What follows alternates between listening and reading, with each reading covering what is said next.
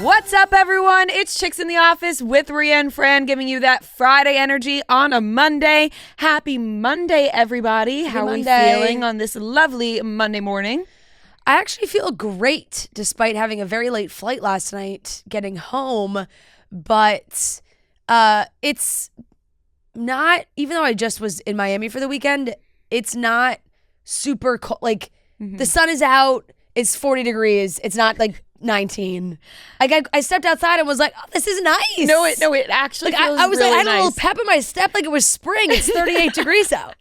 I had this same thought when I stepped out today. Like, oh, I could maybe go for a walk. Oh my God, I had my like big coat and my hat on. I was like, I could have shed a layer. Like, I was like, it's nice.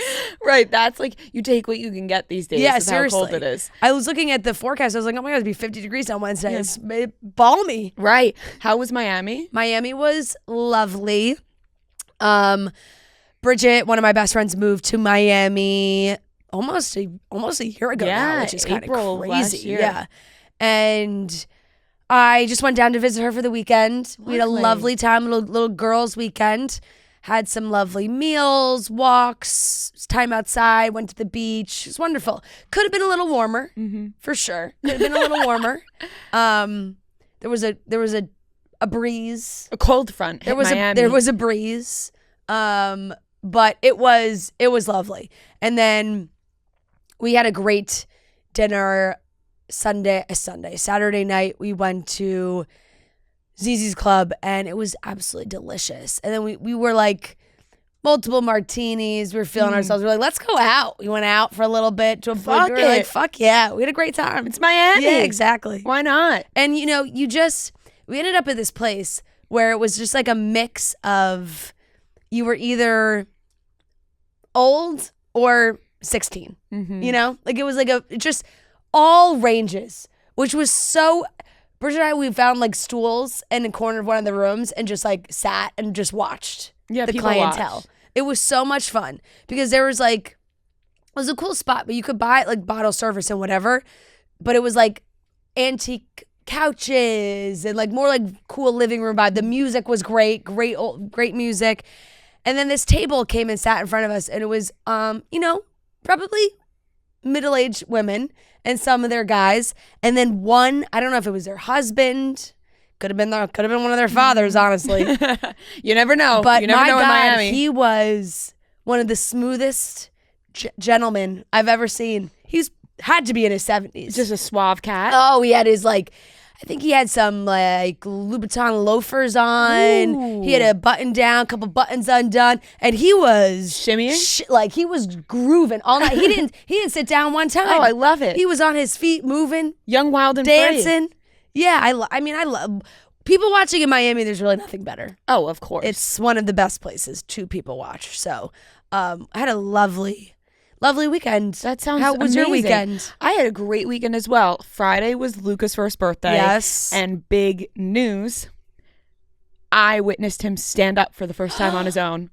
Let me tell you, it was me, my sister's mother-in-law, and my Aunt Debbie. Oh, okay. Of course. And of course. My sister and my brother-in-law were not in the room. Yeah. Which, you never want to, I feel for my sister because you don't want to come back into the room and have me be like, and did you think about lying? No. And like not telling them that it happened? Let me tell you, my sister's mother-in-law and I were so fucking, and Aunt Debbie, we were so fucking pumped up about it. Aunt Debbie's not keeping that secret. No. We were so excited. We were like, oh my God. And like Aunt Debbie tried to get her phone out to take pictures in time, but she couldn't do it. He was sitting in his chair in his playpen, and I was sitting in front of him, and he literally got up like an old man. Like he used both sides of the chair and stood up, and we were like, oh, he's standing. And then it was like I want to say he stood up for a good 5 seconds. Yeah. And then he clapped back down, and then he started crying, but then he was clapping because when he does something new, he claps for himself now because everybody claps for him. So he starts clapping for himself, which is the cutest thing in the world. But literally, I was like, oh my God. This was such an amazing feeling. Like I was beaming the entire night. I was like, I can't believe I witnessed him stand for the first time. Oh. He's so freaking cute. So for a little while, he had to wear a helmet because he had a flat spot on his head. So he wasn't like crawling for a little bit or whatever, but now he's like in crawling and moving. And it was his first birthday, and he stood up by himself for the first time, but then he did it again later on, and my sister and James, they were able to see it, which was great. But I was, oh my God, it was. Now he's just standing. Now he's ready to keep doing it. So cute. And he loves, like because Matt's so tall, when Matt picks him up and like throws him in the air, the giggle that comes out of him is the cutest freaking thing I've ever heard. Like, because he's just like, got some real height. No, he is getting real height. I have a video where he's just like giggling. You know, the giggle comes from the stomach. It's just like the cutest thing in the world. So his first birthday was so cute. And then Saturday, Matt and I went to the church that we're getting married at, and we changed from a full mass to just a ceremony. And wow, big move. Ceremony at the church. You know, there's still a little bit of I know, still a little bit of mass involved. Yes, of course. But it's not the full mass. It's it's like whether or not you do communion. Yes. Yeah. And so we're doing just the ceremony because the wave of relief readings and then your vows. And then the wave of relief that hit my family to find out that there would not be a full mass. Isn't that one of the funniest things when there's like a church wedding? I've always felt this way with my parents too. It's like on the way to or even my friends. It's like we're headed to the church, and if one person whispers like, "Do we know if it's a full mass?" Right, and everyone's like, "Oh gosh, I don't know. Right, it could be like it could." Right, because selfishly, it really does. It's like not that long of a difference, but it does. It adds a good 20 minutes more. It more does for sure, but. Selfishly, we, want all the time in the world up there. Yeah. But people coming do not. They do not want the full mass. Yeah. So we are just doing the ceremony, which was really funny because the person we had met with at the church, like he was like, yeah, I just had a couple today. They just did the ceremony. Like they completely understand. Yeah. They're not like trying to push you to do the full mass. They're not like shaming you for changing it. No, not at all. I did have a funny moment though, because me and you, we always joke about our sides, right? Like I'm always to the left of you. You're always to the right of me. But when you get married, it's the opposite side. So I looked at the guy and I said, I can't change what side I'm standing on, right? He started dying. He was laughing. He was like, you sound just like my daughter. He was like, every girl has a side. Yep. And he was like, unfortunately, no. And I was like, I knew I couldn't really switch. But I figured I would just ask, you gotta ask. For the comedy of it. I figured I'd just ask, which was funny. And he was laughing about it because he was like, you sound just like my daughter when she asked the same thing, which was very funny, but super excited. Then we went to Sweeney's in Brooklyn. I don't know if you've ever seen it before, but I saw it on my TikTok a bunch recently. And I was like... the picture you posted, the burger looked unbelievable.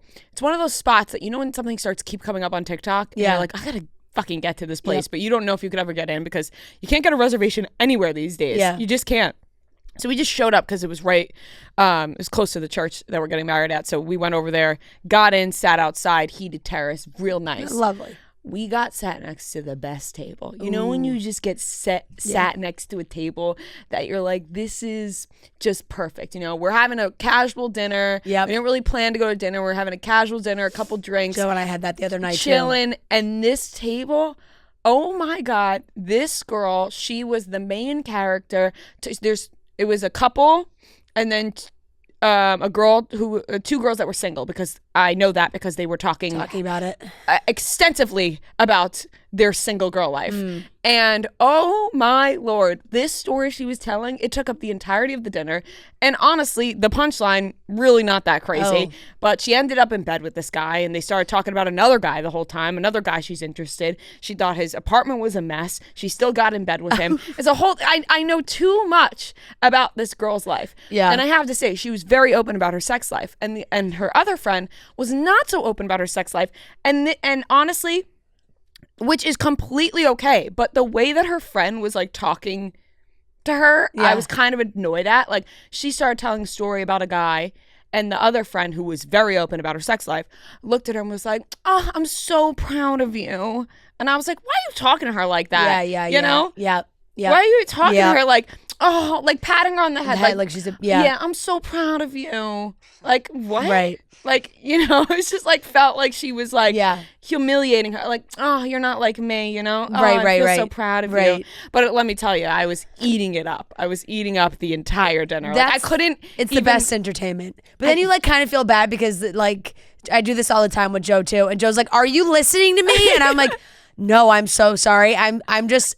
We're sitting in silence because I'm just listening to the other table. Because you're locked at the other table. Yeah. Then we had another couple sit down next to us because this table was behind us. And then we had another couple sit down next to us.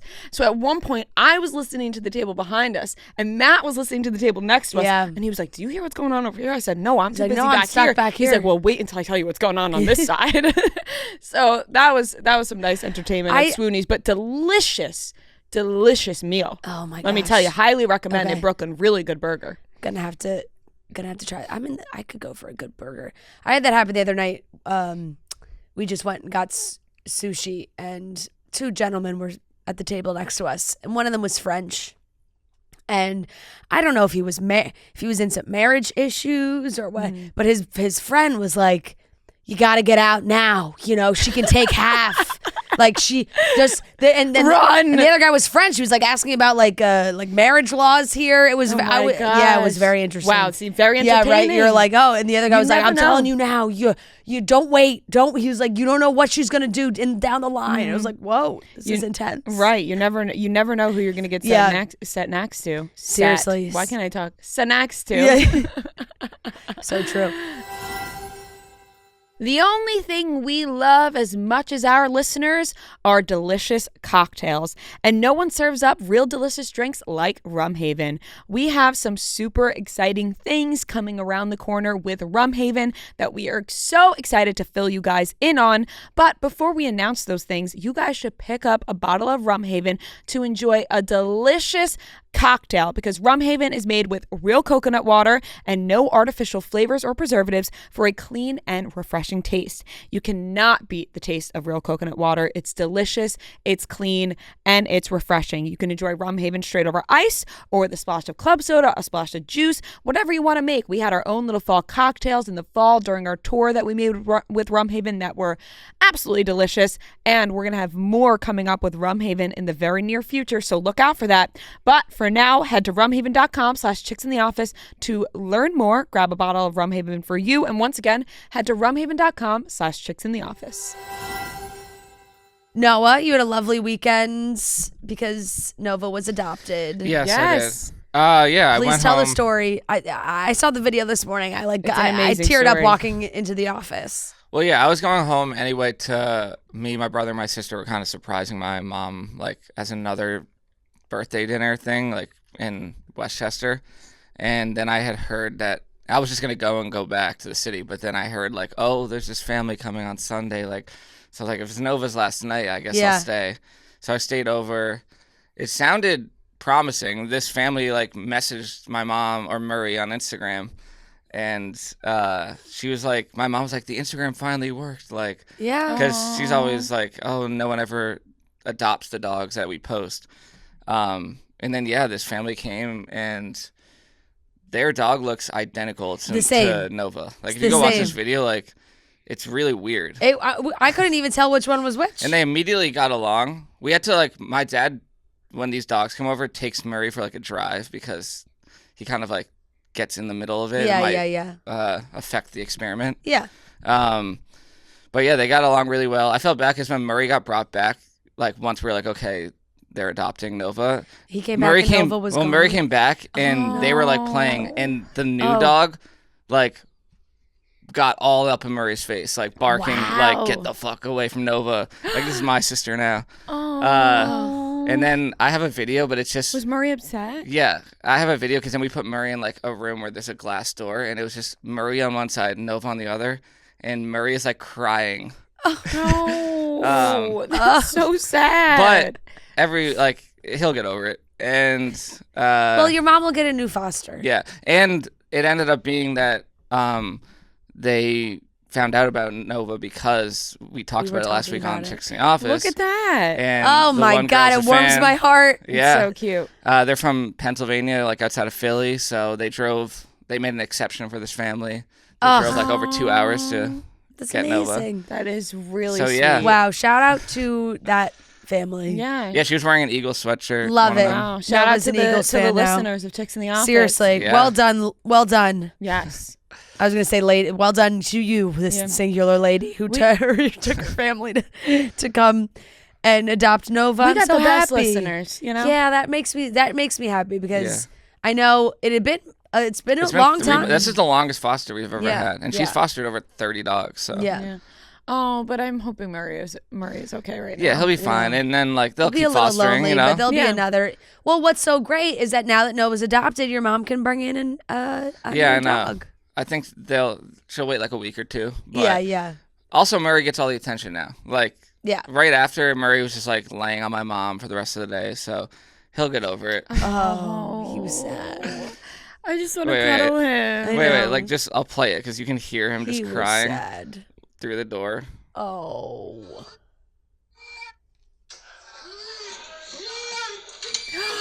Oh. No. No.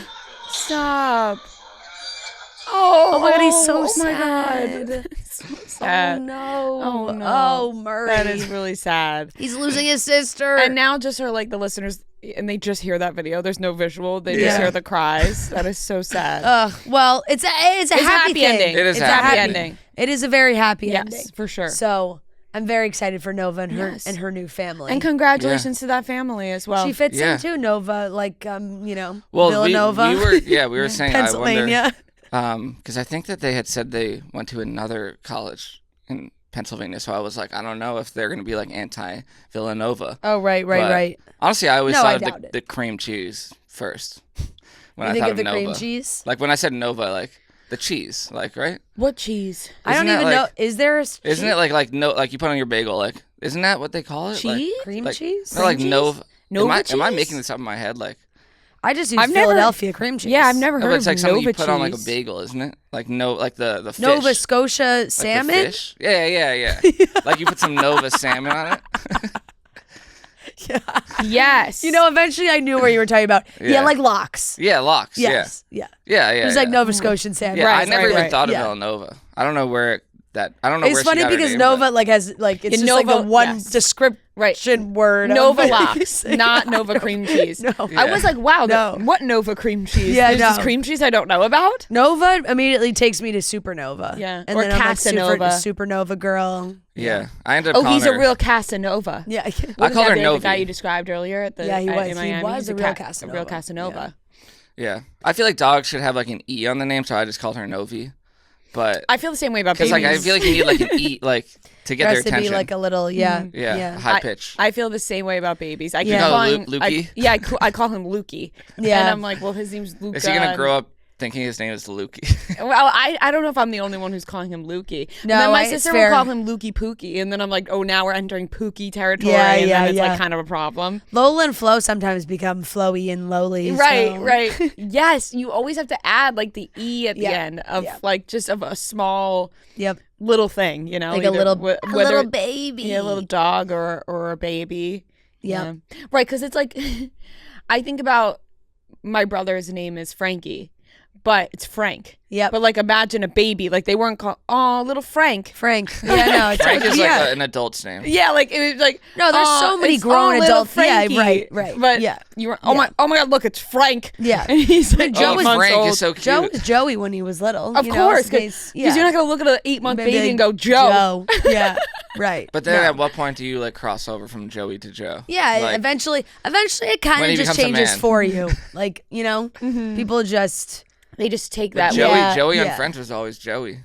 yeah, unless you do stick to like there's some people who 100% stick to I to feel the- like Joe still goes yeah. by Joey though. He does. I mean, like all of his friends he grew up with, like Joey, still call him Joey. Yeah. So maybe sometimes it changes. Like you go to college, you're like, I'm Joe. You know? Right. You start He lowers introducing Yeah, his yourself. yeah. voice. It's Yeah. your time to introduce yourself as a Right, new person. right. I'm Joe. Exactly. Exactly. Or I feel that way with like kids that are like Matt or Matthew, and like when they're little, they're Maddie. Yeah, You well, know? that's like my dad calls Matt Matty. Yeah. You know? Yeah. But I don't, well, he did say people, because Matt Cahill, Yeah. they called him Matty K. Maddie K. Yeah. So that kind of, you know. I like Maddie K. Yeah, Maddie K is Wait, cool. is his Start full calling name him Maddie Matthew K. or is it Matt? Matthew. So do you ever call Should I him just Matthew? drop that on the? No, I don't call him Matthew because that feels like he's in you're he's in scolding trouble. him, yeah. Save it for when he is. Yeah. But you know what? You know, that's like I've seen people talk about this before when somebody starts calling, like there's a guy in a friend group and then his girlfriend comes in and starts calling him by the first, his full, like if I started calling him Matthew in front of his friends, it'd be like, relax. What are you trying to be right now? Yeah. You know? It's that situation where like I'm not his mother. The guy that like always goes by his last name or has a nickname, and literally nobody even really knows what his first name is. Right. And then the girlfriend comes in and is like, "Oh well, me and Arthur will be going to the movies," and they're like, "Who the fuck's Arthur?" Yeah, right. When did Arthur get into the picture? Yeah. I mean, it's with Matt, it's different because his friends do call him Matt. Some call him Marty, some call him Matt. So it's not like me calling him Matt is like me trying to be no. All of his family Matt calls is him Matt. It's one syllable. It's not like a... Yeah, no, but because his nickname is Marty, people like... I think if he said Matthew, I would be like... No, I would never call him Matthew. That would just be so... You know? Yeah, no, and maybe it's a joke. Fair. Do his parents or no? His mom has called him Matthew before. Matthew John, I've heard come out of her mouth before. Yep. Matthew John. You go first and middle. Right. I can't believe you just said that, Matthew John. Yeah. Something like that. Gia would get that a lot. What's Gia's middle name? Gia Christina. Gia Christina. Gia Christina. Yeah. That's a good name. Yeah, it is. Yeah. Yeah. It's got a good flow. I'm gonna be like, Gia Christina. Yeah. Next time I pass by her, she'll be like, "What'd I do?" Yep. All right. Does your mom ever use your last name on you? I mean, your middle name? No, never. You know what my middle name is, right? Andrew. Yeah. I always just like to see if you always do remember, but I am always surprised. I always remember your middle name. I love Fran's middle name, so I always remember Fran's middle name is Noel. Such a beautiful middle name. Do you remember Rhea's middle name? Give me a hint. Whatever. No, I'm not giving a hint. Give me a hint. Give me a hint. And my middle name is like, to me, for like the funniest reason why I have this middle name. Why? So my middle name's Michelle. I mean, I know that, but because my dad's name is Michael. They just went with the girl version of Michael and made it my middle name. Yeah. Maria Michelle. You're so close to being Leah Michelle. You took the words out of my mouth. Growing up, when I was doing the acting and modeling, I almost thought about going by Rhea Michelle. Yeah. So that it would make casting directors like look twice. Yeah, like, yeah. Rhea Michelle. That sounds honestly like though, Rhea if you did decide to go full it's not a stage name because it is your name, right? But if you were to like professionally change it, that's the moneymaker. Rhea Michelle is the moneymaker. Rhea Michelle would be a good TikTok name. Yeah. Because people would be scrolling and they'd be like, Rhea Michelle? Totally. That sounds like Leah Michelle. Totally. And it would make them think, because I've done that with other influencers, who have like similar names to celebrities, where then I start paying attention. You basically be Olivia Jade. Oh, I could see that on like a movie though, like, and then the Oscar goes to Maria Michelle. Like Maria Michelle, I feel like would be like your act, like. Yeah. Well, we thought about it because my last name was so Italian that it just like flew. Like Schiffo, people don't know how to pronounce my last name, which is honestly why I think I didn't get parts growing up. You know what? That's definitely the reason. That's definitely the reason. But if you see Timothée Chalamet's name and you've never heard it before, I don't think you'd know how to pronounce his last name, would you? No, there's so been, like eventually people would Yeah. just get it. It'd be like, yeah, Maria Schiffo. Like. Yeah, unless they I'm sure Quifo, Timothy had which that. People have thought. I'm sure Timothy had a lot of issues. Yeah, we're not going to give that. Maria Quifo the role, which is not how you pronounce it, by the way. But I've had teachers say that. So it fucked me. Yep. Whatever. Anyways, moving on. All right, let's get into the rest of the show. We're going to be talking about the SAG Awards. Speaking of Timothée Chalamet, we'll talk a lot about him in the SAG Awards. Sydney Sweeney and fiancé postpone their May wedding.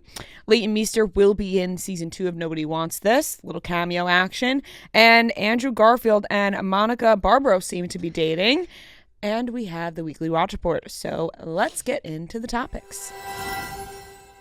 I absolutely love my mattress. I've had a Helix mattress for a couple years now. It's super comfortable. I have the Midnight Luxe king size mattress and it is divine. Actually, my parents just got a Helix Midnight Luxe mattress coming their way thanks to Helix, because Helix is the best when it comes to comfort and all the things you need in your mattress and pillows. My Helix mattress feels like such an upgrade from mattresses I've had in the past. It's super comfortable, and they have a great little quiz on Helix that you can fill out that will give you the mattress designed for you. So right now, go to helixsleep.com/chicks for 27% off site-wide. Once again, that's helixsleep.com/chicks for 27% off site-wide. If you're thinking about, oh my God, I need a new mattress in my life, my back aches, I need something new, then look at Helix. Go online, fill out the quiz. You can put in, are you a side sleeper, a back sleeper, a stomach sleeper, all these different things to curate the perfect mattress for you at Helix. So once again, go to helixsleep.com/chicks for 27% off site-wide. Once again, that's helixsleep.com/chicks. The SAG Awards were Sunday night. And let me tell you, we got some good stuff out of this. It's not always that you see the SAG Awards and think you're going to get much out of the SAG Awards, but I felt like it was a good evening. I think Netflix is a good home for it. Mm-hmm. Because what was it used like? Did it used to be on like the CW? Like I feel like it was on like a random channel. I always felt like it was on a network that nobody was really paying attention to. Right? Or like it just would pop up on a different channel. Now that Netflix has it, it feels a little more streamlined. Obviously, you don't have all the commercials and everything that happens, which just flows. It makes it shorter. It used to be on TBS and TNT. Okay, maybe that's what I'm thinking of. Mm-hmm. So that I feel like just opens it up. Kristen Bell hosted. I thought she did a great job. Yeah, little Frozen rendition. Little Frozen. She's a great singer. She really is, and people forget that because I think people forget that she was in Frozen. Do you want to be an actor? Mm-hmm. Thought it was great. Screaming yes while watching. It was great. I love, they always do it. I'm Bowen Yang and I'm an actor. Like the whole, the intros was good, funny. And then they just kind of like flew through the awards. Mm-hmm. Yeah, there were a couple surprises. I think Timothée Chalamet being he was the most surprised. Yeah. I don't know if everyone else was so surprised, but he was really taken aback. We saw on SNL recently where he joked about always losing. He's always prepared to lose. So I think, once again, he was probably prepared to lose, but he won and he got up there. And I thought he delivered a really great speech. I agree. I think, he did mention the usual thing is to get up there and be really humble, and humility goes a long way with actors when they get up there. But he was like, no, like I want to be one of the greats. Like I strive for greatness, which I think is really refreshing to hear. Like you are allowed to have goals and want to achieve things. And a lot of times I feel like actors or actresses, they'll be like, oh my God, I can't believe I was nominated. What? Me? Huh? He had said, and like, of course you could be shocked. There's an element of being shocked, but then there's also an element of like, I worked really, really hard for this and I put a lot into this. And he said he put 5.5 years of his life. So he's not going to downplay it. And like, he did work really hard for this role. I know the classiest thing would be to downplay the effort that went into this role and how much this means to me. But the truth is, it was 5.5 years of my life. I poured everything I had into playing this incomparable artist, Mr. Bob Dylan, a true American hero, and it was the honor of a lifetime playing him. And then, and like you said, he said, the truth is, I'm really in pursuit of greatness. People don't usually talk like that, but I want to be one of the greats. I'm inspired by the greats. I'm inspired by the greats here tonight. I'm as inspired by Danny Day-Lewis, Marlon Brando, Viola Davis as I am by Michael Jordan and Michael Phelps, and I want to be up there. This doesn't signify that, but it's little more fuel. It's a little more ammo to keep going. Thank you. So just like, it's honestly, I would love to see Michael Phelps' reaction be like, double take, like, did you just say my name? Like, I don't know, an Oscar or actors award show. Yeah, but that's what he's saying. Like, he admires no matter what fields you're in. He's like, I admire the greats. The great, what if you have really, worked and perfected your craft and you're the best of the best. Like that's what he's aspiring to be. And I think that's admirable. I do too. I really thought it was a great speech. I think more people should be like that and be open about their goals and wanting to achieve greatness. I think nowadays, self-deprecating humor does go a long way, and it's always good to, be self-deprecating, be able to laugh at yourself is always huge, and always stay humble and have that humility. But at the same time, you're allowed to be proud of yourself and allowed to be proud of your accomplishments and want to achieve great things, because then what are you striving for if you're not striving to reach goals and be the best person that you can be? So I thought that was really great. I thought it was really nice for him to say that, because it shows how much he cares, and it's cool to care about things. I think there's also an element of these days people... It's cool to acknowledge that you worked really hard. You really You worked really hard. I know where I'm supposed to be. Or oh my God, thank you. That was but it's 5.5 years is so long. That was when Alona was asked about having imposter syndrome, and she was like, I don't have imposter syndrome.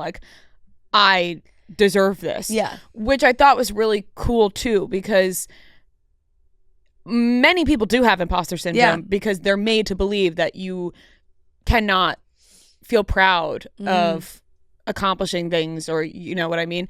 So I thought it was cool, and I think it's cool to care about things, and I think it's more cringy to not care about things when people are like, I don't care about that, I don't care about that. I did this, whatever.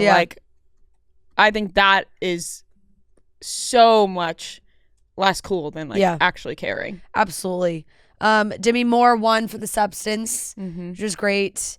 She, she's amazing, and the same kind of thing. I will say the mix of the different winners, the Oscars are going to be interesting. I know that there's been different winners at different awards. It hasn't been clean sweeps for a lot of people. It seems like Zoe's definitely the favorite. I mean, Zoe's won. She's won everything. Yeah. And honestly, so has Kieran Culkin. So the supporting, the supporting roles, Kieran Culkin won as well. He was he's so fun. You just know that when his mind starts going in a different direction, he can't be stopped. Yeah. He started a joke and then was then the joke's just building in his head. He just had to keep workshopping the joke until he finally was okay, rein it back in. Thanks for the award, everyone. Right. No, it's as much as it seems I don't care, I actually care. Yeah, I'll never get tired of Kieran Culkin winning and giving acceptance speeches. He's just, I know. I want to live inside his brain for a day. I'm seeing him on Broadway. Oh, really? In April, yeah. That was my gift to my that mom. was the gift. Oh, fun. Yeah. Oh, that'll be awesome. I loved him. Did you pay for dinner the other night? Oh. No, that's a no. The hesitation, just say no. the really set it all. No, the surprise. Oh, yeah. Why are you? I'm not catching you off guard. I was just trying to remember. Did I? Think back I'm so think used about to it just again. throw my card down. Right, left and right. You're throwing your card around. Who's paying for what? It's you all the time. Oh man. I love that he mentioned Jesse Eisenberg's sisters. What one of the reasons why he got cast. Making jokes about that. It was funny. And Zoe Saldana, she's won this award for everything. How did you pronounce her last name? I actually am starting to pronounce it the way I think you're supposed to pronounce it. No, that was incredible. Yeah, Saldana. She's got a little. She's got the. Wait, I thought that was how you always pronounce it. The squiggle over the end. Yeah. Yeah. Well, it just sounded really beautiful. Well, I feel sometimes people just say Zoe Saldana. Right. It sounded gorgeous. Saldana, it sounded gorgeous rolling off the tongue. Oh, well, thank you so much. She has won. I feel like a broken record talking about it, but she's fantastic. She's a fantastic actress. She had a, I guess you could say, great performance in a movie that was. I guess you could say. The movie just itself is the struggle. She is fantastic. Right. She made the most of the material she was given. Mm-hmm. Clearly. Yeah, and everybody has obviously acknowledged that across the board from every award show. Do you think she's going to win the Oscar? Yeah. Yep. Dang. She's by far the favorite. So what's her name isn't going to the shows anymore? Apparently Carla is going to go to the Oscars. I saw a rumor that she is going to be at the Oscars. She's going to sit at the same table as Selena. Yeah, I know. Well, good thing it's rows, not tables seats, at the Oscars. Oh, true. Yeah. Yeah, I saw that. I did see that. Still, though, if they win as a group and they have to go up together. God. I mean, I just don't think they can. I hope that. I honestly hope that Carla's controversies came into play when they were voting, which is wrong because it really takes away from everybody else's work into the movie just to single out one person's personal mistakes and then take it out on the rest of the hardworking people who worked on the movie. But it just can't win Best Picture. It just can't. No. So are we thinking? It just can't. Are we thinking Ariana Grande won't be winning the award and Zoe will be? Because there's no way. I don't think Ariana Grande. They're in the same category. Yeah. I think it would be a massive surprise, but I think Ariana Grande she didn't win one, and Carla isn't nominated. She's nominated in Best Actress. Zoe was supporting actress. Right. Is Cynthia Erivo like a favorite or no? No, because it's been going back and forth between. It's been. Who won Best Actress? Mikey Madison won the BAFTA. Yeah. I think she should win. And Demi Moore has won the other. Demi Moore won the Golden Globe. Yeah. Pamela Anderson won. Right. Mm-hmm. For the Emmy? Did she win? I don't remember which one Pamela Anderson. Golden Globe? Golden Globes. Golden Globes, Probably. maybe. No, Demi Moore won the Golden Globe. Did she win anything, or was she? I Just don't know if Pamela Anderson did she? won. I thought. Oh no, you're right. She's just been nominated. She's just been nominated. Which I actually want to watch. I want to watch TV. that movie actually. Yeah. So I feel like it's probably between Demi. I mean, Demi probably is the favorite. I don't know what. I feel like her and then Mikey. Yeah. And sadly, I just don't think it sucks because I really think. I mean, I would have loved for it to be. I would have loved for that to go to Ariana. I think it would have been, very well deserved. It just seems like Zoe's taking it home. She's just cleaning up right now. Conclave won for outstanding performance by a cast in a motion picture. We may be about to say this is the time we're living in. That's why I'm going to watch it. It's kind of all of a sudden really relevant. Pope Francis is not doing so. No, he's in critical condition. Yeah. So the conclave is firing. Could be happening. Vatican City is as we sit here firing up right now.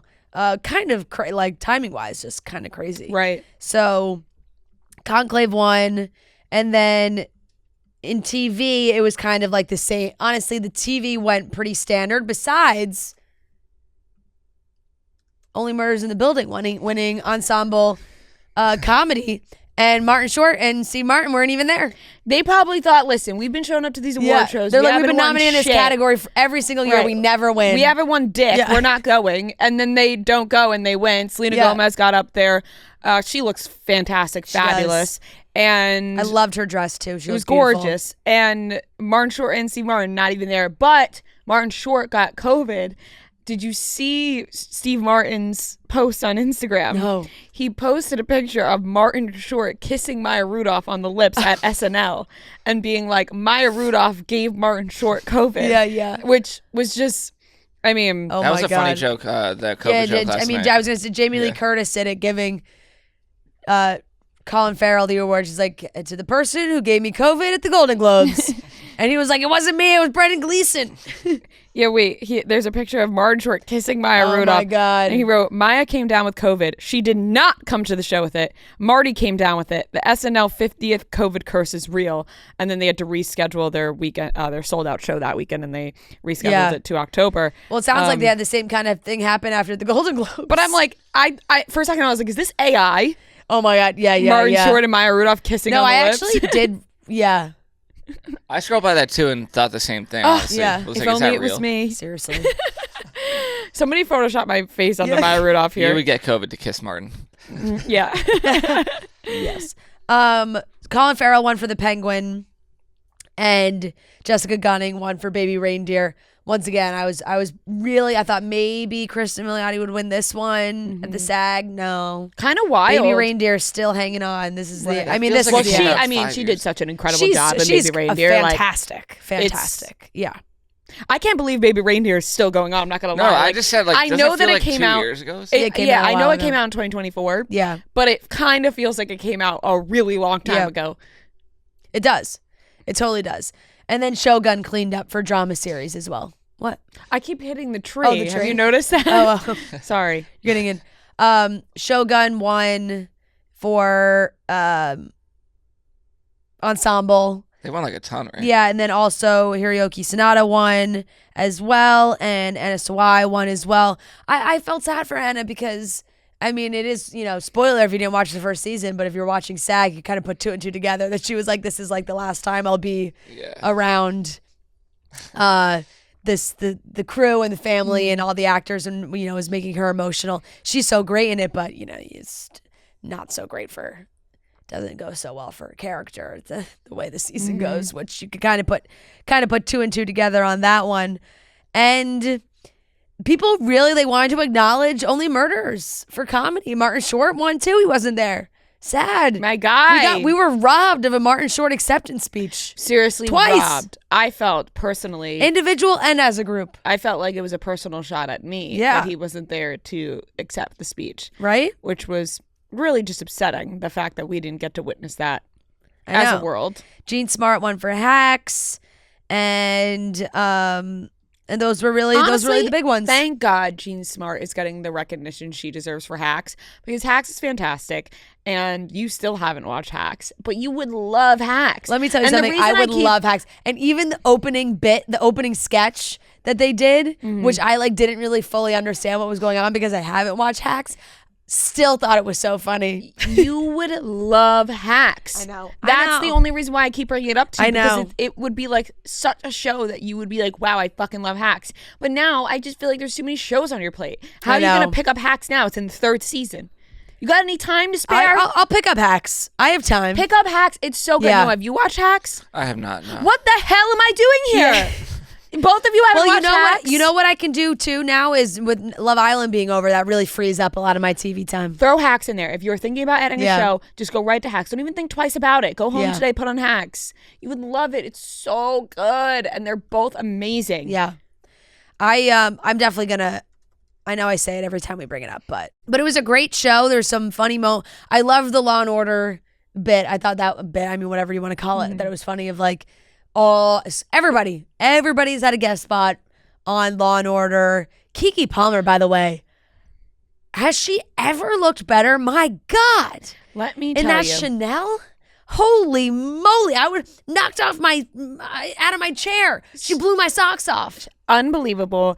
And Keke Palmer, I can listen to talk for hours. I have a couple of saved TikToks of Keke Palmer recently. She's been doing some press where I just go back and rewatch them because it fills me with warmth and comfort to watch Keke Palmer talk about literally anything. She is an icon, and I couldn't believe, oh my gosh, she stole the show. She's just that incredible. Dress was perfect. Stunning. So good. Absolutely stunning. And Jane Fonda won the Lifetime Achievement Award that they do. Love Jane Fonda. Words can't even really describe how incredible Jane Fonda is. Love Jane. I will never forget watching Grace and Frankie with you. Yeah. I just won't. On the floor of the Super Bowl in Minneapolis. We'll never forget that. On my it's iPad. Crazy she's 87.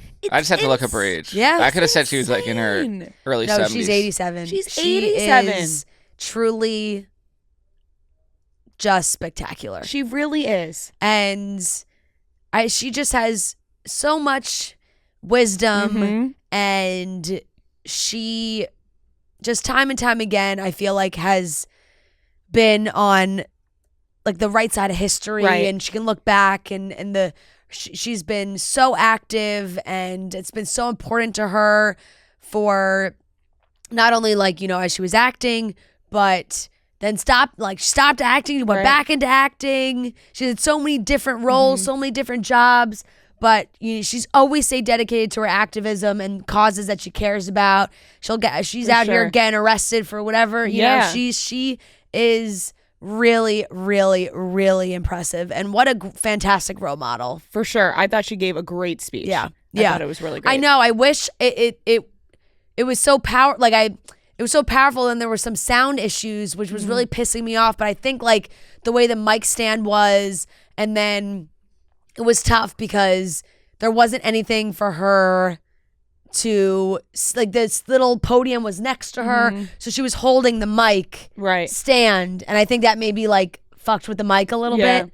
But still great. Oh my God, amazing. She's just amazing. And we don't, needless to say, because everyone says it. She just looks amazing. Everything about her. Yep. Just perfection. Right. And I think that was about it for the SAG. Yeah, there was a couple. What did you think of the Kristen Bell, Adam Brody? There was like a little "nobody wants this" joke about like the kiss and the whole talking about that. Did you see that? And I feel like they really are focusing on Adam Brody and him kissing Kristen Bell a lot these days. Like even in interviews, it's talked about. It's been brought up with Leighton Meester a ton, and I'm like, yeah, I know. It just too. You know what I mean? Like it feels like It's the first time people have seen like actors kiss. Right, I know. And obviously a Netflix production, so like, you know, they focus on a Netflix show. But Leighton Meester, by the way, loved her dress too. And she's got like a red hair going right now. It's really which pretty. is really, really pretty. I thought she looked spectacular. Really, everybody crushed the carpet. I thought there were some really beautiful looks. Ariana and Cynthia they must be exhausted. They have to be. And then I keep thinking that there'll be time for them to rest. Maybe they'll get a couple months once the Oscars are over. But then, you know, press for part 2 is going to come around before we know it. Wicked part 2 right around the corner. Before we know it. But while we're on the... they were so... And I liked Timothée Chalamet's. I know it was the people who jump back and forth, but I thought I liked the fit. This was a better fit in recent memory compared to the other ones. I mean, he's been going to some film festivals in sweatpants, so, you know. It's another one that's like they showed an old picture of Bob Dylan wearing a very similar thing that he's like... Right. Yeah, well, right. Yeah. I think that's what he's been going. He's been doing that. It's like the Barbie movie, but... Yeah. but Bob Dylan. But Bob Dylan. For sure. Introducing innovation from the award-winning #1 dry shampoo brand. The new Batiste Light Dry Shampoo is the lightest dry shampoo. It is their lightest dry shampoo ever, addressing some of the main reasons you may not already be using dry shampoo. It blends seamlessly in hair and leaves no visible white residue. It's lightweight and non-gritty, absorbing oil and grease for cleaner-looking hair without weighing it down. Batiste Light Dry Shampoo comes in 2 soft and subtle scents, the Mellow Melon and Zen Matcha. Both smell great. This is a great, solid dry shampoo. I think dry shampoo is a staple in anybody's hair routine. You know, for me, if I'm at the gym, sweat a little bit, come back, shower, but I just don't feel like washing my hair in that moment. The Batiste dry shampoo to the rescue, makes my hair look great the rest of the day. And I love that it doesn't leave that, you know, white residue or anything like that. So you can buy the Batiste Light Dry Shampoo online or in store at your nearest retailer. So once again, you can buy Batiste Light Dry Shampoo online or in store at your nearest retailer.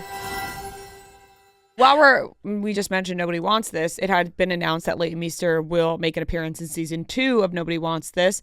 Obviously, we know Leighton Meester, Adam Brody, they are married.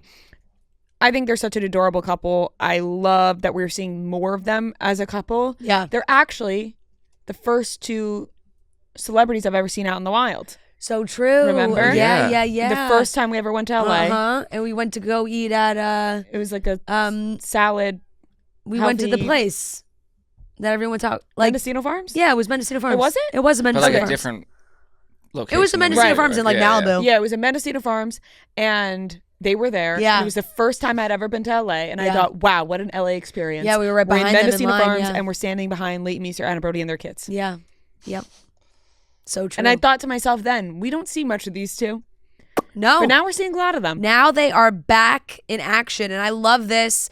She is gonna play Kristen Bell's character like her middle school rival, I think is like what the description of it was, that comes back into the mix, which sounds great. I love the sound of that already. I think it'll be very funny if they have a back and forth rivalry type scenario or she's trying to like impress her middle school rival. Clearly Leighton Meester can play that part super well because Blair. Yes. She just knows how to play that role. Yep. You know what's an underrated Leighton Meester role is The Roommate. Do you remember that with Minka Kelly? Yes. What a movie. What a weird movie that was. Yeah, that movie I remember it was scary, right? It was it was creepy. Bless you. I remember seeing it in theaters. Yeah. It was a bit of an odd movie. Good, but a little creepy because Leighton Meester just wanted to be Mika Kelly. She's wanted to take over her life. Right. Okay, yes, I remember. I don't know if I ever saw this. Oh, it was good. It was a good movie. But I remember always seeing the pictures of it. Oh my God, guess the Rotten Tomatoes score for this movie. Like 6? 3. Yeah. I mean, I didn't expect it. I mean, I'm sitting here saying it's a good movie, so I did not expect it to have a high score. 3%? Yeah. 3% is shockingly low. Right. It's one of for those ones anything. When you see it at that age, you think it's a really good movie. Yeah. Because it had just Cam Gajande, he's in it. Yep. He plays. What happened to him? I was such a big Cam fan. Big oh my fan. God. Oh my God. You know how many times he was like my number one for a while. You know how many times I watched Never Back Down? Never Back Down. Oh, great movie. When he comes out to the Soulja Boy Rock remix. My God. Holy shit. I think the Mariana family, me and my siblings watched Never Back Down like 40 times. Same. We had it on DVD. Yeah. Oh, it was. It was also on TV like 24/7. It was on TV all the time. But the specific part of Cam Gajande coming out with the Soulja Boy Rock remix is seriously engraved in my brain. Like, he was a number one spot for me for a while. He really was. I went through a major... I thought I was being different. Like, when people would ask, like, who's your celebrity crush? And I would be like, Cam Jijidant, because I didn't know how to pronounce his last name. Always. That was like my go-to answer. Yeah. Don't normally love blondes, but for him, no, you know. Me either. Yeah. I went through We'll make an exception for him. went through a big Sean Ferris stage. I could see that. He was in Sleepover. Yeah. Yeah. Like, I probably went through a year or so where I watched like everything he's ever done. Mm-hmm. Like, I went down his IMDb and watched everything single he's movie ever done, he's ever been in. Yeah, he was never a big one for me. Oh my God, but loved him. I've never backed down. I saw a million times. Sleepover, obviously iconic, and then he had a couple other roles. Oh, Forever Strong was like a rugby movie he was in. Saw that one a bunch. He's been doing some Hallmark movies, I think. Yours, Mine, and Ours. Yep, that was a good one. Mm-hmm. Yep. I really like probably 20. Trying to think. Probably 2011, 2012. Yeah. I really. I'm trying to think back to that time of period. And I'd watch them all on my laptop, and just of course crush these movies. Who was your first? Sean Ferris. Oh my God, he's a handsome, handsome man. He is handsome. Yeah. Who was your first crush that wasn't Disney related? Like, I always say mine was Dylan Sprouse. Yeah. But take Disney out of it. I have my first, really ever. I mean, it's going to be Harry Potter's, you know? Oh, okay. So, yeah, that would make sense. Yeah. Mine was Ryan Sheckler. Yeah. Ryan Sheckler was I fucking really loved everybody. I couldn't have been his boy crazy, you know? I was obsessed with Ryan Sheckler. Yeah. I would play a game with my cousin called Living Life with Ryan, where which was odd because we weren't dating Ryan Sheckler, we were in his family, which was always kind of weird. We would always, because I think Ryan Sheckler did have a reality show. Do I remember? Yeah. Was it Life with Ryan? Life with Ryan was his show. Because there was also Life with Derek, which was on Disney. No, I'm pretty sure his reality show was called Life with Ryan. It was Life with Ryan. Let me see. Life of Ryan. Yes. Life of Ryan. Life of Ryan. It followed the day-to-day life of Ryan Sheckler. Yeah. And we just... Oh, I watched. I mean, yep, there it is. There he is. I was obsessed with Ryan Sheckler. It was sickening. Yeah. It was so sickening. Oh, yeah, he was... He was so cute. So cute. Well, now we're off top. Now we're talking about our old celebrity crushes. Yep. I'm trying to think who... Because Andrew Garfield had a big moment for me when he was in The Social Network. And I claimed him. He was my territory. It was you... are not going to go after my man. It's not surprising for anyone to hear that I fell in love with whatever movie I watched, whoever the lead was. That was my, you know. That was the moment. I went through a big Sterling Knight phase too. Sunny with a Chance. You would 17 again. Sterling Knight did not hit the spot for me. No, he seemed like a funny guy. That's what wrote me in. Yeah, I'm trying to think about any other outliers. Justin Bieber. Bieber was just... Yeah, if you want to go music. But, I watched... Ryan Sheckler is a good one because I think everybody loved Ryan Sheckler. It was just fuck it, I'm into skateboarding now. Yeah, absolutely. Absolutely. Did you ever watch the movie Grind? No. I loved the movie Grind. And Ryan Sheckler had like the smallest little cameo in that movie. Grind is a great skateboard movie. Is that like a double, does it play on grind? Like skateboard grinding and like grinding at a dance, that type of thing? Or no, it was Grind. It was strictly really about skateboarding, and there were some love stories in there. It's full-blown skateboarding movie. It was a really good skateboarding movie. That is, I will say, though, I do think actually Sean Ferris would be very high on my list of just like hours consumed watching content. Adam Brody is in Grind. Wow. He's one of the main characters. Wow, full circle. It all comes back around. Full circle. Yes. Yep. He plays a great character in Grind. Why did I forget that he was in Grind? There you go. Oh, that's an 8%. I'm looking. Okay. Well, every movie She's really crushing these. You know what Never Back Down has? Oh, it's got to be low too, no? It's pretty low. It's not as low, but 17. 20. Yeah. That's a great movie. I don't know. Yeah, You guys got to watch Grind.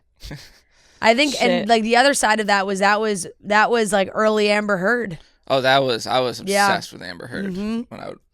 Never Back Down. Amber Heard was that was like also Amber Heard. You know what movie I loved? Also, probably has a really low score. Now that I'm saying it out loud, I'm gonna check. The Stepfather. The Stepfather was that the one with Penn Badgley?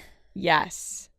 Oh my God, it has a 13 on Rotten Tomatoes. I watched that one a lot. Wait, did you that ever? one was kind of her. That was Amber horror Heard, too. Yeah. Yes. Was in The Stepfather. Yes. Did you guys ever watch Disturbia? Disturbia was fantastic. That was actually with Shia LaBeouf. Yeah. Disturbia was. I watched Disturbia a lot too. That actually has a pretty good 69%. Disturbia was good. Yeah. The Stepfather. Sarah Romer. It was. She was like my number one for a while. Yeah. The Stepfather ended with the perfect. She's married to Chad Montgomery now. Yeah. Yep. The perfect creepy song. I can't see me loving nobody but you. Like it was like a slowed down version. I remember that. When he meets a new family in the construction store he's working at. Yep. What a film. Yep. What a freaking film. 13%. I'm really heavy hitters today. The Roommate, 3%. Grind. Yep. And Stepfather. That's my big three of movies. I think they all came out around maybe the same time. Well, anyways, moving on. Yep. Well, I mentioned Andrew Garfield, so we might as well lead in. Andrew Garfield and Monica Barbaro seem to be dating. I don't know where this came from. Listen, it just automatically made my heart hurt that him and Amelia don't really have a shot. I know. But even she just did one with Harris Dickerson. What's his full name? From Baby Harris Girl? from Baby Girl. Harrison Dickerson or just Harris? Oh, Harris Dickinson. Harris Dickinson. Yeah. She just did a date with him, and that was right. But she's good at her job. I think she just has great chemistry She's with just everybody. good at her I job. thought that I saw that she has a boyfriend. Yeah, there was something that she was like seeing somebody privately. I think I saw that too. People who don't know, we're talking about Amelia de Boldenberg. Yeah. Chop date. But I just, happy for Andrew Garfield, but it did hit me where I go, ooh, so they're really not going to date? Amelia and Andrew are really I not thought gonna that too, because I just thought, maybe there'd be something of them just, spotted out together. Mm-hmm. No details, really. But this People magazine article came out over the week that said, a source tells People that they've been really low-key and have been spending time together quietly. Reps did not, they did not respond to a comment. But the two posed together at W Magazine's annual Best Performances party in Los Angeles on January 4th alongside Eddie Redmayne and Lynn Hirschberg. Barbaro and Garfield were more recently spotted sitting side by side in the audience during a performance of Richard II in London. And a video posted on social media on Thursday, February 20th. They were seen chatting before the show began when they were spotted together. And yeah. I wonder how they connected. They went to go see Jonathan Bailey. Yes. That's nice. That is. Show some support. Yep. I wonder how they connected, but you know what? With actors, I just imagine there's a way If there's a will, there's a way. I also feel like there's every award show and all these events and everything that they're all at, you know? This reminded me, my favorite restaurant in London, or one of my favorites, Chiltern Firehouse, went on fire. Damn. Crazy. Last week. Crazy. Yeah, I know. Bad or? Bad. Yeah. Ooh. Yeah. I haven't seen an update on whether, I assume it's closed right now, but it's a huge celebrity hotspot. Yeah, I feel like it is very popular. Dua Lipa's always there. Yeah. If you're in London, you go there. Right. And yeah. Yep. I've read somewhere it maybe started in the pizza oven, but I'm not exactly sure. There were conflicting reports of where it started. That would be the great spot. Pizza, really great pizza. Wood fire Yeah. pizza. Yeah. Sad. Sad. Well, these two won't be going to any dates there when she's visiting him in London. No. Or if they were in London, clearly like last week. So that's a new couple. New couple alert. Andrew They both seem Garfield, lovely, you know. He does. And he seems like he is ready to enter. The way that he's been talking in these interviews lately, he seems like he's been ready to find love. The last girl he dated was like a witch, right? What? Yeah. Or like a self-proclaimed witch. This is ringing a bell, but I'm blanking on the name. Yeah, her name was, it says it in here. Let me find it. Her witch girlfriend, Kate Thomas. She was a spiritual reader. Yeah, you jumped to witch. Yeah, everyone said witch. They were calling her Andrew Garfield witch lady if you search it up. Yeah. Oh wow, they jumped to witch. Yep. Maybe she was. I think she does describe herself as a professional witch. Some people call themselves witches. Yeah. So maybe that was her. Yep. That was her calling. Meet Hollywood's favorite witch. Kate Thomas is a professional witch to the A-list, and she, apparently was seeing Andrew Garfield. Yeah, maybe she put a spell on him. Yeah, or some sort. Yeah, something like that. Something like that. You never know. Last topic. Sydney Sweeney and her fiancé seem to postpone their May wedding. Yeah, interesting. Very interesting. Because they've been engaged for a while. They have. But Sydney Sweeney kind of strikes me as the type who will just stay engaged. Right. I don't know why. I just get that feeling. Like I never even knew that they had a date planned to get married. Right. That's so true. It did seem like that they were just engaged. Right. And also I feel like we've only ever heard about her being engaged. Like it wasn't like her boyfriend, Jonathan. It was like, no, it's her fiance. All of a sudden, that's her fiance. I didn't even know that they had a planned wedding date in May. So I'm acting like I'm one of her best friends and didn't know she had a wedding in May. Like, I can't believe she had a wedding in May that I didn't even know about. How did we not know? She had a date set and everything? Right? I'm like, I didn't receive the save the date. TMZ wrote that apparently sources close to the couple have confirmed that it's been pushed back because of the couple's busy schedule. Which, I mean, I'm not surprised by. When is she not busy? Right, is exactly. the problem. Like, she'll be busy forever. You have to make time. You have to carve the time. You have to carve the time for the wedding. Married if that's what you want to do. Right. Maybe a big project came up. They did get engaged in 2022. They started dating in 2018. And, yeah, it just looks like it's not happening in May. Huh. Although I'm not. I know that she's got like some big movies coming out too. She was filming that Kim Novak movie. I don't know if that's totally done or not. So I don't know.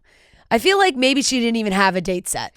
That's why when I was saying I didn't even know there was a date, because I kind of felt like there wasn't a date. Like maybe they just told a couple friends like, oh, maybe May. And then like it's like, oh, it's not May. I could just see Sydney Sweeney just getting married one day and then all of a sudden she's married. Totally. Like not have a big to-do, like a big wedding. Like an elopement or something. Right. Like they just go elope somewhere. Yeah, and they come maybe back. They have a small gather. We're married. And then there are reports, Sydney Sweeney got married in a very intimate wedding this weekend. Yeah. Like something of that sort. I see that. I could see that for her too. For sure. That would make sense. Because like she is very busy. She's a hardworking lady. Mm-hmm. I mean, he works too. Right. I mean, he does. Yeah. He works in the business. Yeah, he works too. So, but you do always raise an eyebrow because it's like, if you really wanted to get married, you'd make the time to get married. Right. Like you would just be like, listen, we're getting married. Yeah. We're getting married this time. Even you would elope, you know. Right, you would like just, if you would be like, fuck it, let's go. if we can't have the big wedding, we might as well let's just hop on a elope. plane somewhere for a weekend. We're gonna come back. We're gonna be married. Right, fuck it. So we're going on year 2. No, 2022 they got engaged. So 2+ of being engaged. So we'll see how long. We'll see what happens. The engagement lasts. She is very young as well. So how old is she? Maybe, if not your age, a little younger. Right? Yeah, she's 27. Oh yeah, that's my age. She's July, August. She's like 2 months younger than you. Oh. September 12th, 1997. Yeah, so we're the same age. Yeah. Yeah, but she started dating him in 2018, you know? She was so young. It's like she's been with him since she was 21. Right? And how old is he? Older. He's in his late 30s, I think. Sydney Sweeney, fiancé. I feel like, remember, it was kind of hard to figure out how old he was because he's like not 41. Oh, he's 41. What the hell? Yeah, he was always older. I thought he was in his 30s. But like, remember, it was kind of hard to figure out his exact age because he wasn't really He's like not famous. So it's like there was conflicting reports on how old he was. Oh wow. Yeah. 41. Yeah. Huh. Yeah. Interesting. And if they started dating in 2018, like, yeah, she's 21. So interesting. I thought he was in his 30s. Yeah. 41. Dang. Questionable. Dang, he's up there. Yeah. They delay it too long, he'll be in his 50s. Yeah, he's getting seriously. And here's the thing, like, I don't think 41 is old whatsoever. No, I think 41 is young. But when you hear 41 and she's 27, you're like, oh wow. Yeah. He's in his is she saying to him, oh my God, he's in his 40s. Right. She's like, I got nothing but time. Right. You know? And he Yeah. You know. Yeah. Well, anyways, I'm sure those 2 crazy kids will figure it out. Yeah. But not this May. Not this May. They will Won't not be getting married in this May. Nope. And that wraps up the topics. Have you guys heard of Goldbelly? It is an amazing site where you can order some of the most iconic, famous foods from restaurants all across the U.S. I have done it before. It is amazing. They will ship it free to your door and anywhere in the country. I've done it with cheesesteaks from Philly. You could get those delicious cheesesteaks, which is amazing and so easy. Maybe you're celebrating, maybe you're having a party, you want to get some food from one of your favorite cities or one of your favorite spots that you stopped at. Goldbelly will ship you iconic Chicago deep dish pizza from Lou Malnati's or New York's best, most famous cheesecake from Junior's. If you're craving barbecue, they ship the legendary Franklin's barbecue straight from Texas to your door. I actually got it from a gift as well. You have to try the one and only world-renowned stone crab delivered from Joe's in Miami. I was sent that as a wedding gift, which was, oh my God, a fantastic gift and delicious. Really just got to enjoy Jones stone crab right from the comfort of my own apartment, which was amazing. So if you're looking for that perfect gift or want to impress your friends and family with an epic meal next time you host, go to goldbelly.com and get free shipping and 20% off your first order with promo code CHICKS. That's goldbelly.com, code CHICKS for free shipping and 20% off your first order. All right, let's get into the Weekly Watch Report where we talk about the things we watched this week. Weekly Watch Report on Monday, Weekly Watch Report on Monday, Weekly Watch Report on Monday, Weekly Watch Report on Monday. Hey, guys, did you watch the Gabby Petito documentary? No. I thought about it, but I'm like, it just seems like it's a really good, be sad and it's depressing. really good documentary. It's on Netflix, right? It's on Netflix. Yeah. It's 3 episodes. It's really good. It is so fucked up. Brian Laundrie's parents deserve to be in jail. Yeah. Okay? Something is so fucking fishy with that family. It's actually insane. Yeah. It is. This poor girl, just so happy, so full of life.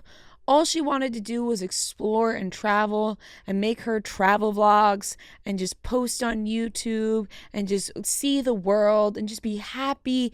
And this fucking guy took that away from her, and it's extremely sad. There's really, obviously, there's no other way to put it. It's fucking devastating. Yeah. It's so sad. I feel so bad for her family, his family, bunch of pieces of shit. Like, I do not know how they're not in jail. Like, they knew. Yeah. You know, it's all... There's so many details that I actually really don't Watch know. it. It's very interesting. There are things I didn't know either. Yeah. It's extremely interesting. All very fishy. You know, he went back to the house. The Right, parents right, kept right. telling Yeah. the cops that he was I in know the the house. parents were trying to cover for him a lot. A lot. They basically, like, the mom wrote him a letter and wrote "burn after reading," and in the letter it was basically like, "I will bury a body for you." Like, this just insane shit. And then, you know, the cops couldn't find him. They couldn't find him. All of a sudden, the parents are looking for 1 hour. They find him and find letters he wrote admitting to murdering Gabby Petito. It's really sick. Like, there's something fucking off with this family. It's disgusting, but really good documentary. Yeah. You know, hard. Is it one long one or like multiple parts? There's 3 episodes. 3 episodes. Her family's in it. You know, both of her parents, her step parents are in it. Some friends of hers, an ex-boyfriend. It's just extremely sad because you watch these videos that they have of her documenting the road trip that she was on with her boyfriend Brian at the time, and it's just so eerie to see. Like, she was filming all of this, and you could see it like broke my heart watching her film these videos, and she's like putting herself down kind of while filming the videos. You know, she's like, I'm so bad at this, but she's still filming, and they're beautiful videos. I don't know. It's just really, really sickening. Like, totally. So sickening, so sad.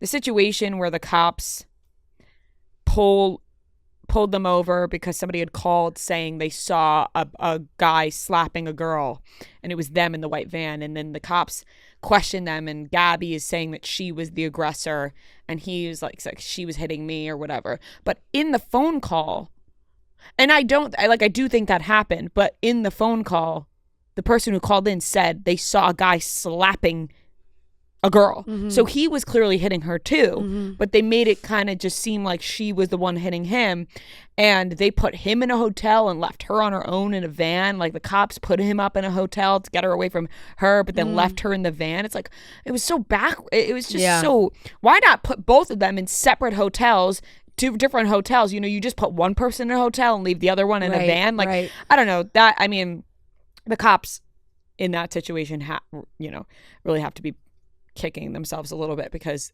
one of the cops does say, he's like, a lot of times, you know, I forgot the exact words he used. He was like, a woman who's abused when she stays, like, ends up getting killed. Yeah. And that is what happened. Yeah.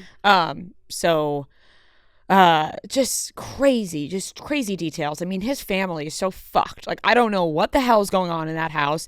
I don't know. He was in the house, but he was never seen in the house, and then he escapes the house, but nobody catches him escaping the house, and then he takes his own life on the campgrounds, and his bones are found, and it's like, how were his bones found decomposed so quickly, but her full body was found? I don't know. There's just so many questions, so many details about. I truly think his parents deserve to be in jail. Like, they clearly had something to do with this. They knew what he did and covered it up.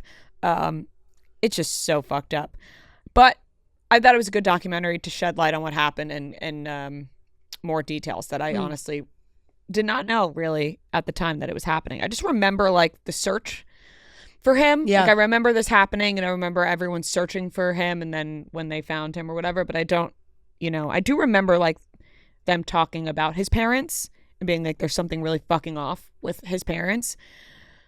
But there was a lot more detail. So I'll give it, it's hard to grade something like that, but I'll give it an A. I don't know what else to say, but I do feel it's just so awful for her family and for her. It's just such a sad story. The White Lotus, episode 2. I haven't watched episode 2 Won't yet. Talk about anything really. I'm kind of bored so far. That's what my parents said, but I actually like this episode more than the first. Really? Yeah. I'm a little bit bored.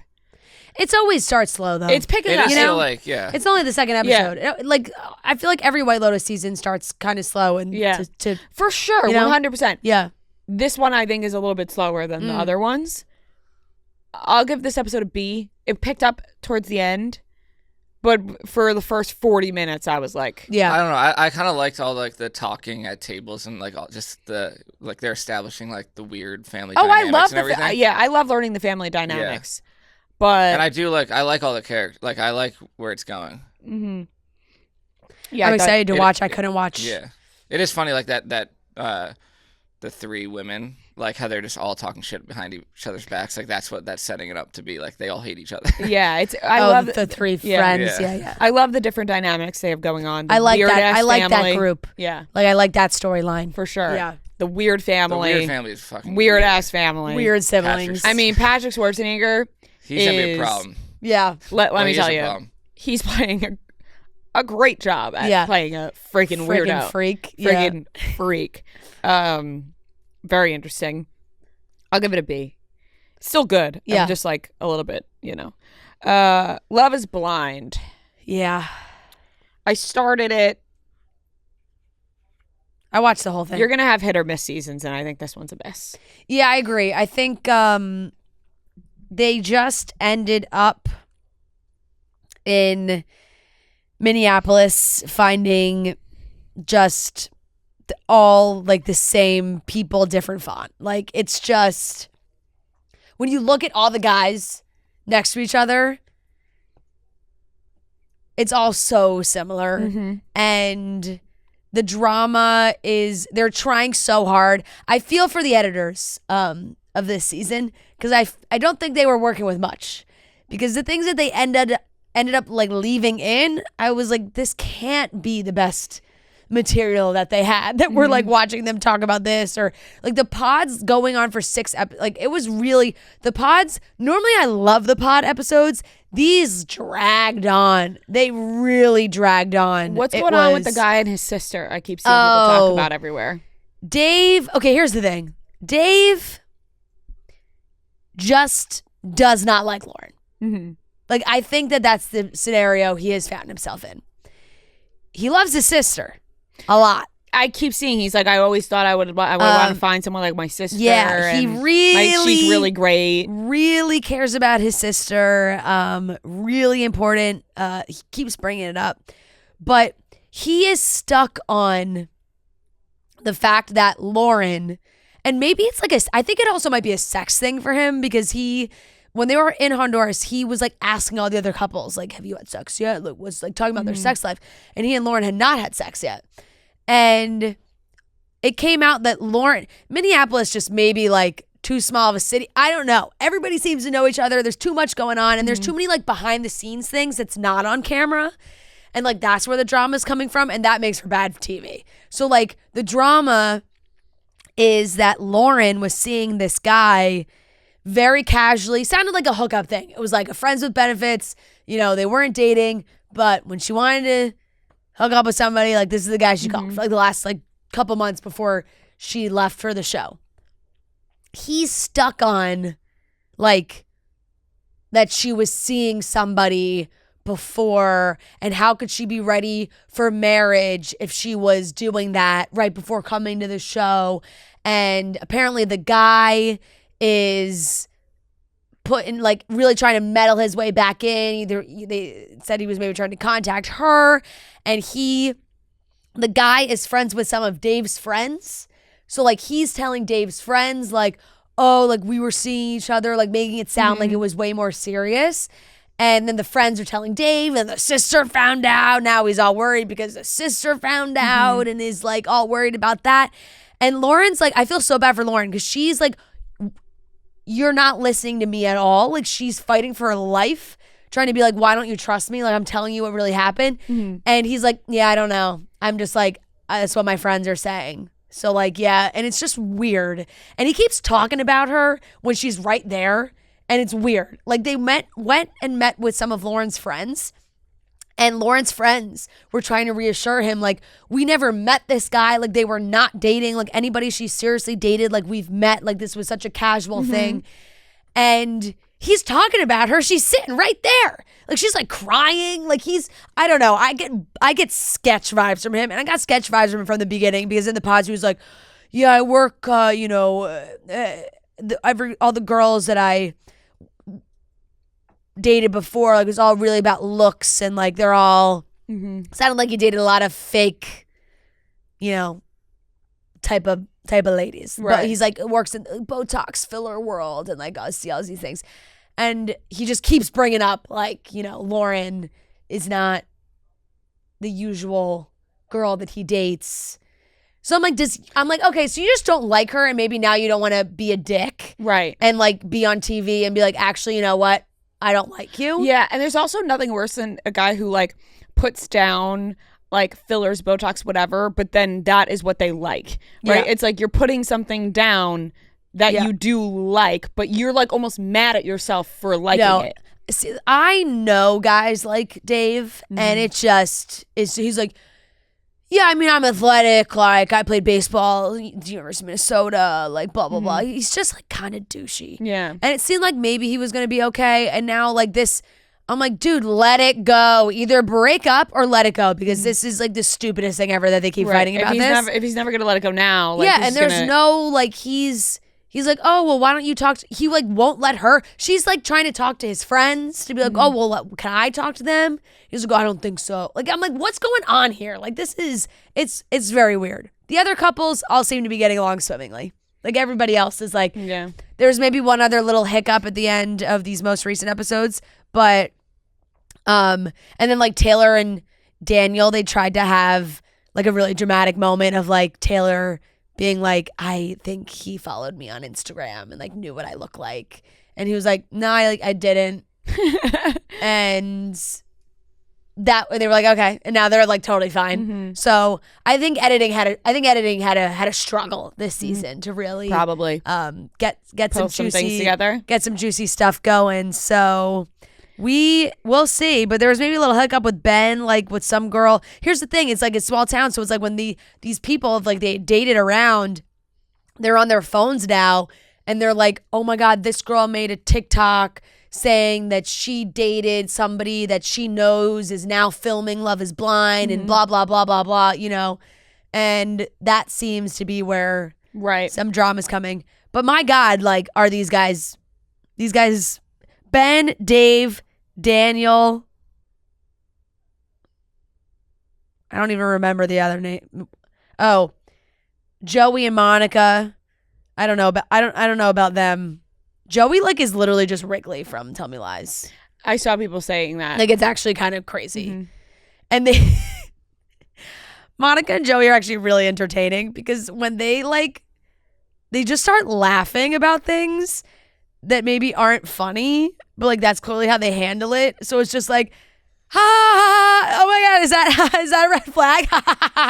Yeah, like, they're just trying to like pretend like it's not happening. Like I could tell he thinks some of the things she's doing is weird, so he's like, ha, I've never seen that before.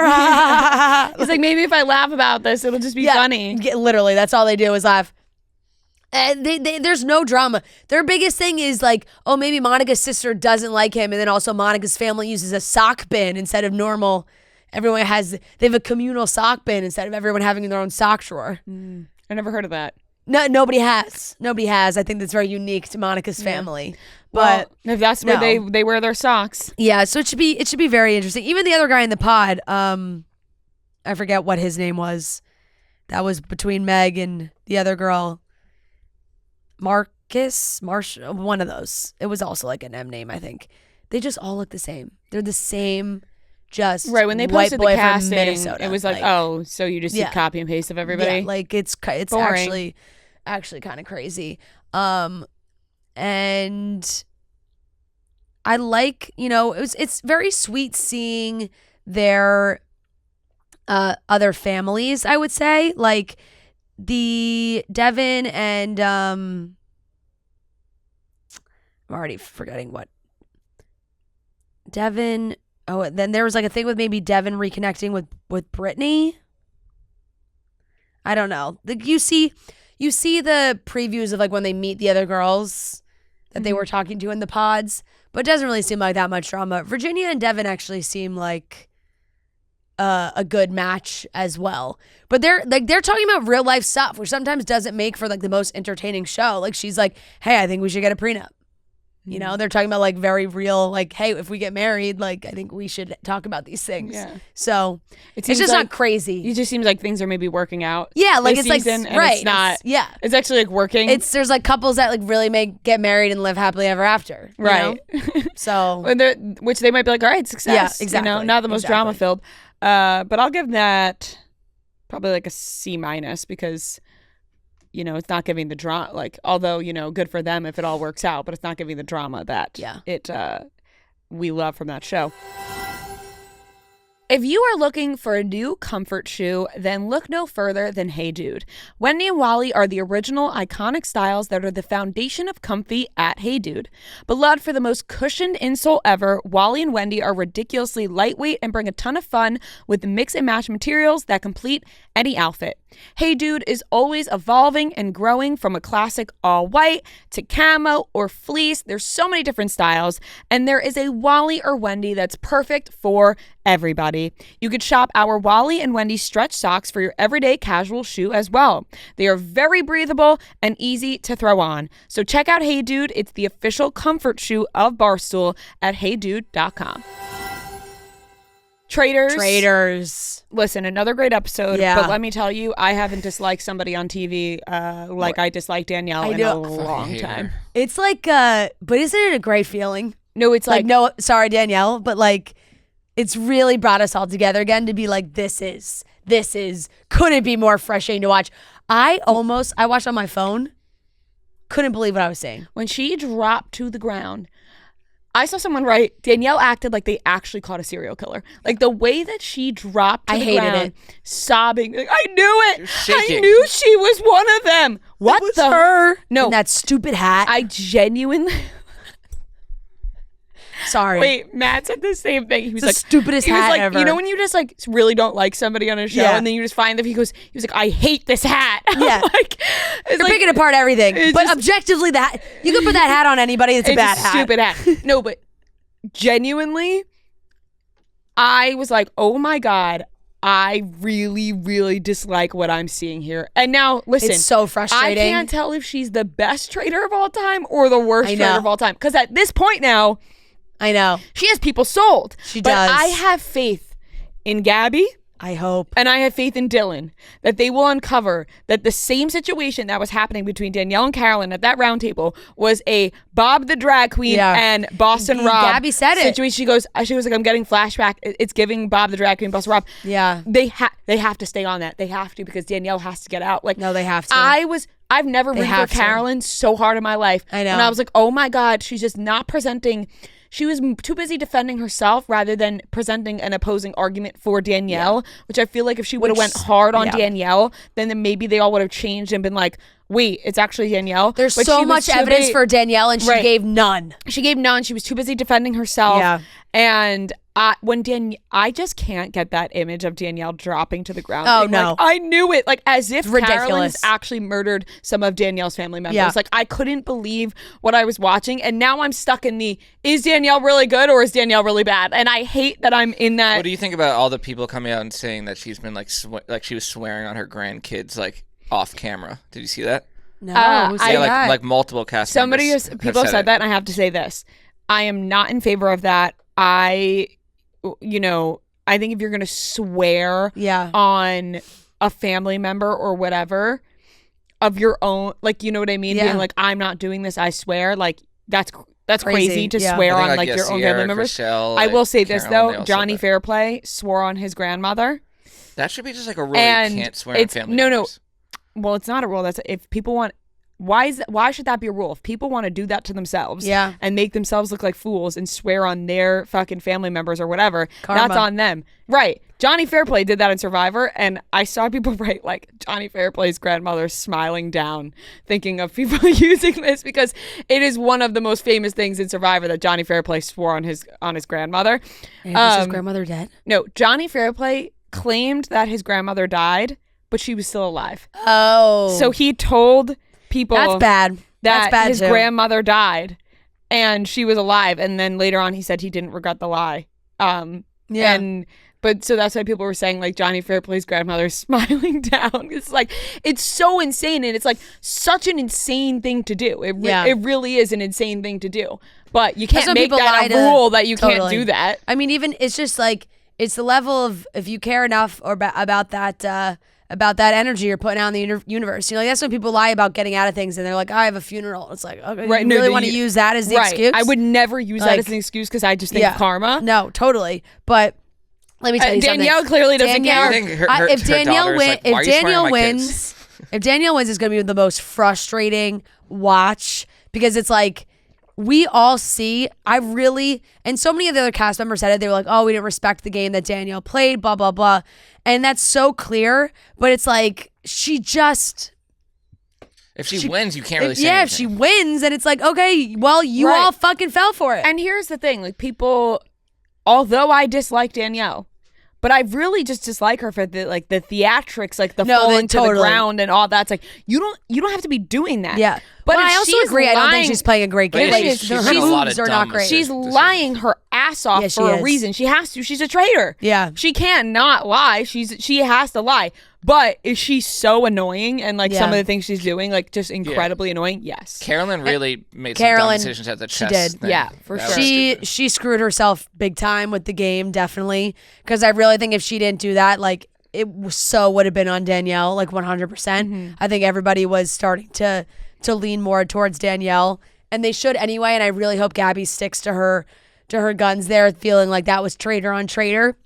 Sneaky, the funniest thing is that if the faithfuls win and they get all the traitors and somehow Dolores and Tom make it to the end just voting for each other every table, when it's like, guys, come on, now you're getting down to the end and you're using your votes like that. That's like why even be there? What game? Why even play the game if you're just gonna take jabs at each other this far along? At the first couple round tables, sure, but now there's 8 people, and you're gonna waste a vote like that.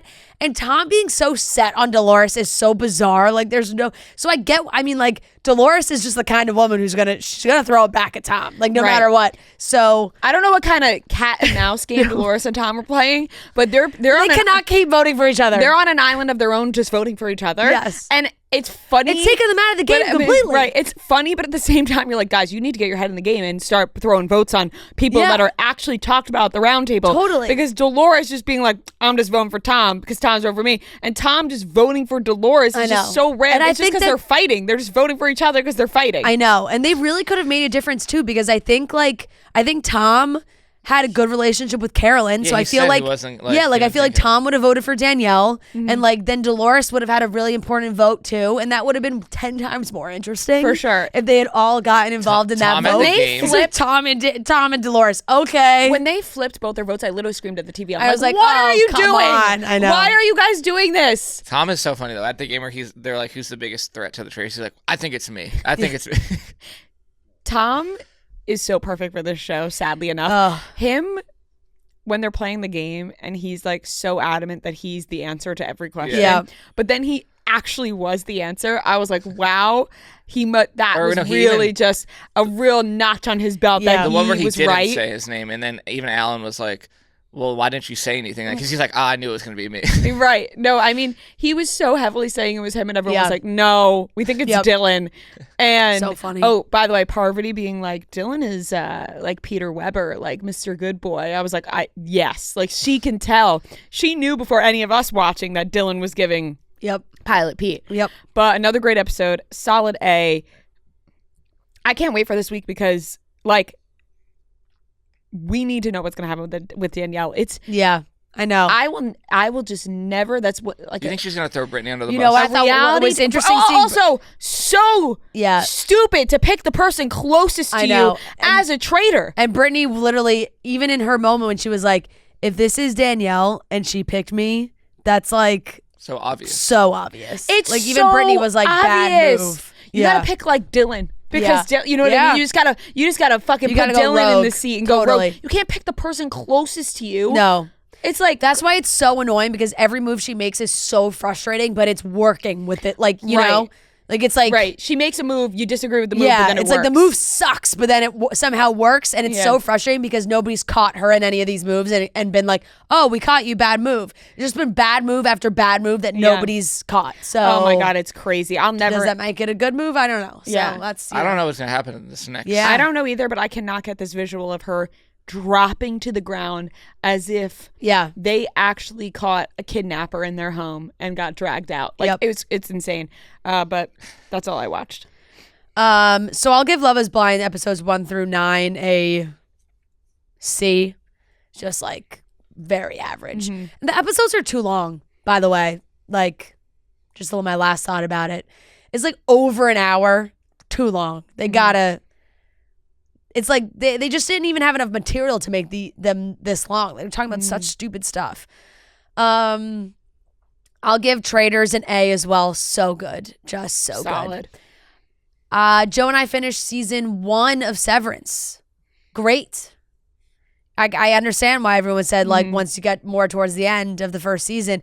Crazy to me that this first season ended in 2022, and that's how long people had to wait. Yeah. Like, I was like, Thank if I God had I watched just started season it. 1 when it was on, and the way season 1 ends is just like giant fucking cliffhanger. Right. And I'm like, oh my God, the second season didn't come out till 2025. Severance Crazy. and Paradise are the top 2 on my list right now to watch. Yeah, Severance. I thought it was really, those like 7, 8, 9. I think there was 9 total. I think so. Yeah, really, really good. So I'll give that. I guess I was already grading. I don't know from where I left off. 5 through 9, I guess it is, or 4 through 9, whatever it is, was really good. Like A-. I thought it was really good. And I'm caught up on Beverly Hills. It's been fine. Nothing crazy. I'll give it a B-. And I have a few more other things to catch up on. Oh, I watched One of Them Days. Keke Palmer. Oh, yes. And SZA. How was it? Really good. Really funny. Can you rent it? Yes. Yeah. Really good. Really funny. Loved it. I mean, I just love Keke. Like, truly. Like, she is just the best. And I thought SZA was also amazing. I thought it was really funny, really good. Haven't watched a movie like that in a while that was just like Who's the guy in it? Isn't there like funny from start to end. Like all in one, one of them days, just all in one day. Oh no, Maude Apatow. That's who I was Yeah, thinking. Maude Apatow. So I'll give that. I think I'll give it a B+. Wow, that's a high really score. good. 95 on Rotten That's Tomatoes. a really high score on Rotten Tomatoes. I give it a B+. Like I really liked it. Good comedy, Solid. funny, got some good laughs out of it. Really good. That's all I watched. Nice. All right, I watched Paradise. I'm caught up. Yeah. So good. Like I don't know. I mean, I gotta honestly, watch. like other than the movie guys here, or maybe just Jeff Lowe, who I saw said it wasn't good, but he's gonna keep watching. Like, Yeah. Everyone's loving it, and I'm like so locked in. Like, I'm so pumped like every week to just watch that show. It's an A- for me. Like, just Solid. really good. I watched the first few episodes of Court of Gold, which is the documentary on. So did I. Oh, you did? Yes. Yes, I did. I really like it. I forgot about that. It's like really good. well done. Yeah. Compared to like, Court of Gold as well. it's the Court of Gold Olympic is men's the basketball Olympic, documentary. yeah. Oh. But it's also like they cover every major team, not just the U.S. So it's like cool to see all the behind the scenes of each team, like Yeah. in Nice. Paris. I'll give that a B+. Yeah, like I think I was gonna give it a B+ too. Yeah, I think it's. What is that well on? done. It's Netflix. on Netflix. Oh, Yeah, Netflix. I think there's 6 total episodes. I've Yeah, only watched there were like 6 2. episodes. Traitors, I'll give an A. Severance, I'll give it a B+, which I've given it a B+ the last Yeah. few weeks, and people are like, "How could you give it a B?" Yeah, Like, B+ is good. B+ I is just good. like don't think it's a show that is like fully my cup of tea, but I still like really think it's really good. B+ is high But- 80s. People are out here saying it's like better than Sopranos. It's the greatest show of all time. I don't think that's true, but I respect it. It's kind of like there are a lot of parts where I'm kind of bored. Like I know people are gonna like say that's insane, but it's slow a lot of the time, and I'm also very confused a lot of the time. Yeah. But I'll give it a B+. Like I still think it's really good. And then The White Lotus, I'll give an A-. Like I think it's solid. I'm excited to see where that goes. And that's all I watched. Amazing. All right, good stuff, everybody. Yep. And that wraps up everything we watched this week. All right, that wraps up today's episode of Chicks in the Office. Thank you so much for watching and listening. We hope you have an amazing Monday and Tuesday, and we'll talk to you again Wednesday. I love you so much. Smooches and hugs. Talk to you Wednesday.